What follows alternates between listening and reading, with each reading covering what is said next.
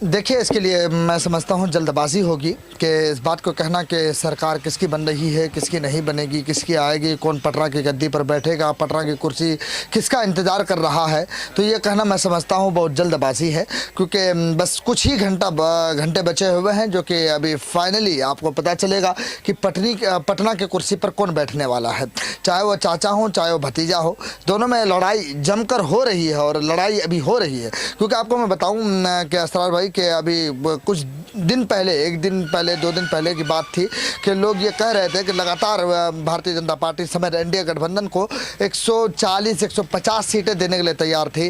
वहीं पर एक फुल बहुमत के साथ सरकार बना रही तमाम एग्जिट पोल वाले। वहीं पर अब जो लोग बात कर रहे हैं, अब जो एग्जिट पोल आ रहा है, लोग ये कह रहे हैं कांटे की टक्कर है। अब चाचा भतीजा और एनडीए और महागठबंधन के बीच में जमकर टक्कर हो रही है। लेकिन यहाँ पर बात करें कि इस बीच में एक पार्टी ऑल इंडिया मजलिस इत्तेहादुल मुस्लिमीन, उसको आप नज़रअंदाज नहीं कर सकते। क्योंकि पूरे सियासी माहौल में, इस पूरे बिहार के इलेक्शन में एएमआईएम ने अपना एक अलग किस्म का रोल निभाया है, एक अलग किस्म का प्रदर्शन दिखाया है।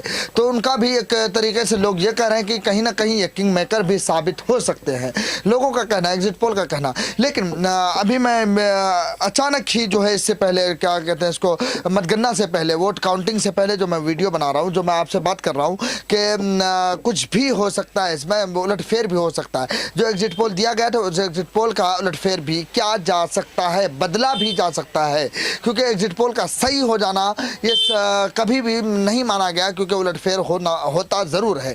वहीं पर बात, जैसा कि मैंने ऑल इंडिया मजलिस इत्तेहादुल मुस्लिमीन की है कि किंग मेकर साबित हो सकते हैं, वो इस वजह से की है कि क्योंकि हमारी टीम जो है लगातार सीमांचल के अलग अलग इलाकों पर, अलग अलग जगहों पर जाकर लोगों से बात करने की कोशिश की। वोटिंग के बाद, वोटिंग के पहले तो हमने चर्चा की ही थी, लेकिन वोटिंग के बाद जो हमने लोगों से बात किया और हमारी टीम के तमाम लोग जो है लोगों से बात की कि रुझान क्या है, लोगों के रुझानात कहाँ गए हैं, लोग वोटिंग किधर ज़्यादा गया है, तो सीमांचल के इलाके में खुसूसन उन तमाम जगहों पर, जैसे किशनगंज है, इसी तरह ठाकुरगंज है, कोचा धामन है, बहादुरगंज है, अमोर है, बायसी है, जोकीहाट है, अररिया है, इसी तरीके से बलरामपुर है, बरारी है, प्राणपुर है, तमाम जगहों पर। और इसी तरीके से एक सीट है ढाका।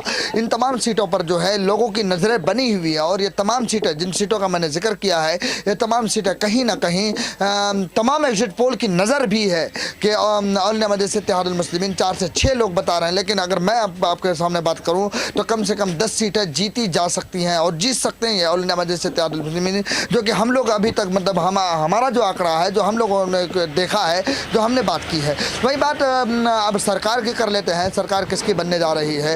एग्जिट पोल में तो लगातार महागठबंधन एनडीए की सरकार बनाने के लिए तमाम मीडिया और तमाम चैनल से एक तरफ से लाइनें लगा दी कि एनडीए की सरकार बन रही है। लेकिन अभी जो वही एग्जिट पोल्स, वही लोग और वही चैनल्स जो है अब ये चलाने के लिए मजबूर हैं कि अब जो है कांटे की टक्कर है। इसलिए इस वक्त फैसला कर लेना, इस वक्त जो है ये बता देना कि कुर्सी पर, पटना की गद्दी पर फला बैठने वाले हैं, तो मैं समझता हूँ बहुत जल्दबाजी होगी। क्योंकि थोड़ा सा इंतज़ार करिए, थोड़े से इंतज़ार के बाद, कुछ ही घंटे के बाद जो है हमें पता चलेगा कि पटना की कुर्सी पर, पटना की गद्दी पर कौन बैठने वाला है और विधानसभा के अंदर और सहित पूरे बिहार के अंदर किसकी हुकूमत होने वाली है। बहुत जल्दी हमें पता चलेगी ये बात। लेकिन साथ ही साथ ऑल इंडिया मजलिस इत्तेहादुल मुस्लिमीन की अगर बात करना है तो ये भी कहीं पीछे नहीं है। अपने 24 सीटों पर इलेक्शन लड़ा है। 24 सीटों पर जो है कहीं ना कहीं उनको अभी 10 से 15 के बीच उनको सीटें आ सकती हैं। देखते रहिए, फिर आपको लगातार हम आपको डिटेल से देते रहेंगे। कल